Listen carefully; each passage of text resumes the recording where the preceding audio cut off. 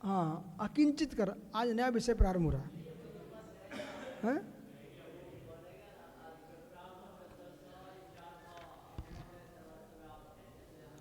अच्छा चलो, वो तो 4 भाव उसी में चले गए थे क्या?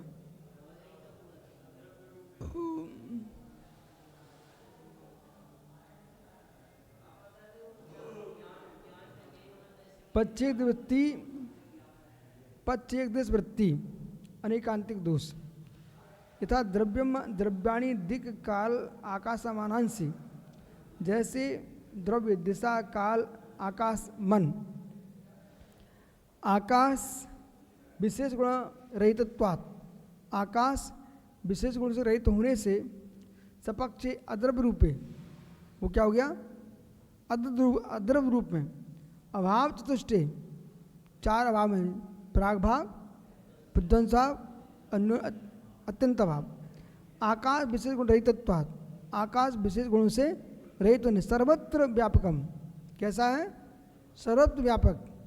विपक्षे, विपक्ष में, द्रव रूपेषु, द्रव रूप में घटपट आदिषु, घटपट आदि 4 शब्द गुण रहितत्वात्, 4 शब्द से गुण से रहित होने, सर्वत्र व्यापत्वम, सभी जगह व्याप्त होने से।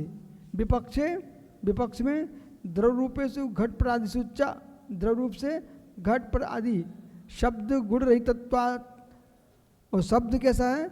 गुण से रहित, सर्वत्र व्याप्तम, जो कि सर्वत्र व्याप्त है।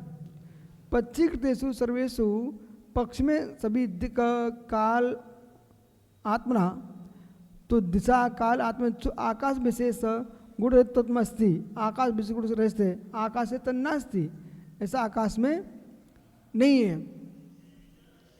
अब ये क्या कह रहे हैं उसे सुनो। दिशा काल आत्मा आकाश मन, ये द्रव्य नहीं है, विरुद्ध चल रहा ना, क्योंकि ये आकाश के विशेष गुण से रहित है, ये आकाश के विशेष गुणों से रहित है। यहाँ जो द्रव्य नहीं है, ऐसे 4 अभाव में, सपक्ष में हेतु, तो आकाश के विशेष गुण से रहित होना सर्वत्र व्याप्त है। विपक्ष में जो द्रव्य है, उन घटपट आदि में भी है हेतु, अर्थात शब्द गुण से रहित होना, ये सर्वत्र व्याप्त है। ये पक्ष में शामिल दिशा आत्मा काल मन में, मन इनमें हेतु या हेतु, किंतु आकाश में हेतु नहीं है। सार समझ में आया कुछ? अब सुनो, ये अनेकांतिक दोष में कह रहे हैं पच्च एक देश वृत्ति, पच्च के एक देश में वृत्ति, सो अलग अलग दृष्टांत दे दिए उन्होंने। बोले क्या? बोले कि पक्ष में शामिल दिशा काल अमूर्त होना हेतु है। इन्होंने पहला हेतु बनाया है दिशा और काल अमूर्त होना हेतु है। तो दिशा काल अमूर्त है हेतु बनाया है, किंतु मन में नहीं, मन में नहीं है। जो द्रव्य है उसमें अर्थात विपत्त में घटपट आदि हेतु नहीं है, जो घटपट आदि हैं इनमें हेतु नहीं है। फिर आत्मा आकाश आदि में यह अमूर्त होना विद्यमान है, आकाश में आत्मा में अमूर्तिक होना विद्यमान है, पर घटपट में अमूर्तिकपना नहीं है। आकाश अमूर्त है, द्रव्य द्रव्य मूर्ति के मूर्त, तो अमूर्त भी है मूर्त भी है।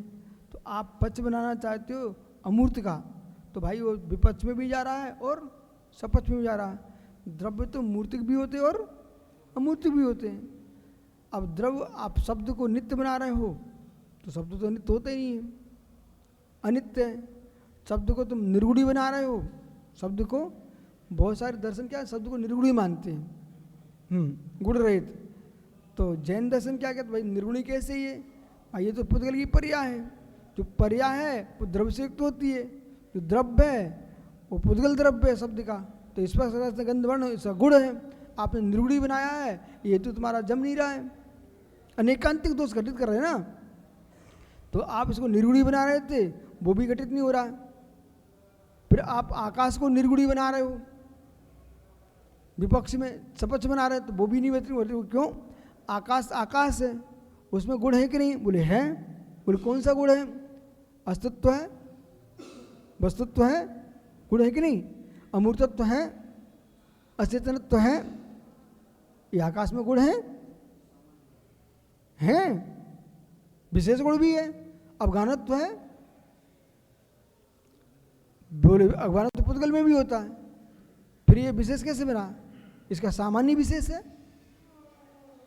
इसका सामान्य विशेष है। आपको ये पढ़ना है और पढ़ करके अपना दिमाग लगाना है कि भाई तुम अनेकांतिक दोष लगा रहे हैं ना। अब आगे चलते हम, आगे क्या, घटपट आदि किंतु आत्मा आकाश आदि में अमूर्त होना विद्यमान है। तो आत्मा और आकाश में अमूर्त होना विद्यमान है, जो द्रव्य नहीं है। ऐसे 4 प्रकार के अभाव में सपक्ष में अमूर्त होना है, हेतु सर्वत्र व्याप्त है। फिर तुमने कल यहाँ तक अपनी बात हुई थी, वे 4 अभाव हैं, तो 4 अभाव में अमूर्तपना तुम देख रहे हो, वस्तु रूप में देखोगे तो अमूर्तपना है ही नहीं है, मूर्तिक है। और ज्ञान रूप में देख रहे हो तो मूर्त है ही नहीं है, अमूर्तिक है। अनेकांतिक दोष देखना आपको। यदि हमने इधर देखो ना, 4 अभाव को ज्ञान रूप में देखा, निसंशय 4 अभाव को कैसे देखा?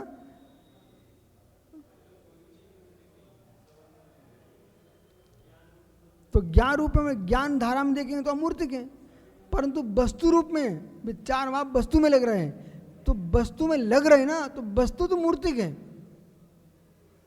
ऐसे आप लगाओ ना अर्थस्य। अब इनने कल प्रश्न किया था, यही प्रश्न, दिशा वस्तु के वस्तु, दिशा वस्तु है, दिशा वस्तु है, जो दिखे वो वस्तु है, ये तो अनेकांतिक दोष है, अनेकांतिक दोष है। आप जो कह रहे दिखे वही वस्तु है, फिर हाँ दिशा, ऐसे दिशा एक संज्ञा है, किसकी? बहुत बढ़िया आपका प्रश्न है, संज्ञा किसकी? दिशा की। अब दिशा क्या है? अब मेरी तरफ देखो, पूर्व, पश्चिम, उत्तर, दक्षिण। पहले सुनो ना, नैऋत्य, वायव्य, ईशान, आग्नेय, ठीक है ना, ये विदिशा है। और अधो, ऊर्ध, ठीक है, अधो, ऊर्ध, 10 दिशाएं हैं। तो ये किसकी संज्ञा है? स्थान की, क्षेत्र की, क्षेत्र की संज्ञा है। वो क्षेत्र है ना, इसलिए तो संज्ञा है। यहीं पर इधर देखो, आपको इस कमरे में बना लीजिए आप, तो ऐसे रूम है ना, फिर तो तुम भी फिर ऐसे देखेंगे ना, तो आप सुनो ना ध्यान से, आप पहले ध्यान दो, अध्यात्म की दृष्टि से कि अध्यात्म की दृष्टि से। 2 बार अध्यात्म बोला है। आत्मा शब्द नाम की कोई आत्मा है क्या कहीं? अरे ये तो तुम्हारी, मैंने बोल दिया है, कल्पना है। बहुत बढ़िया, बस तो अतत गुण वस्तु नहीं संज्ञा कर्म नाम, अतत गुण वस्तु नहीं संज्ञा कर्म नाम, जो गुण उसमें जिसको ना वस्तु संज्ञा देना। तो दिशा, एक दिशा, जो दिशा नहीं दिशा, क्या? ठीक है, दिशा नहीं दिशा, आकाश की पंक्ति श्रेणी कहलाती है। आकाश की पंक्ति की संज्ञा क्या है? श्रेणी। और आकाश के जो कोने हैं वो विदिशाएं संज्ञा को प्राप्त हैं। आकाश के जो एकदम जो दाएं बाएं और सामने उत्तर, हाँ, दिशाएं जो है ना आकाश में, आकाश संज्ञा है। जो आकाश सुन भाई, आकाश का जो गुण है, आकाश का जो गुण है, दिशाएं किस में जा रही है? आकाश में। आकाश का जो गुण है वो कौन सा गुण है? अमूर्तिकपना, ठीक है। ऐसी दिशाएं, दिशा गुण क्या है? अमूर्तिक। और अस्तित्व उसके गुण है, प्रमित्व गुण है। अरे भाई इधर तो देख भाई, आप ये प्रश्न करो, दिशा को कौन से द्रव्य में रखा जाए, ये प्रश्न कीजिए आप। इन्हें दिशा वस्तु नहीं दिख रही है।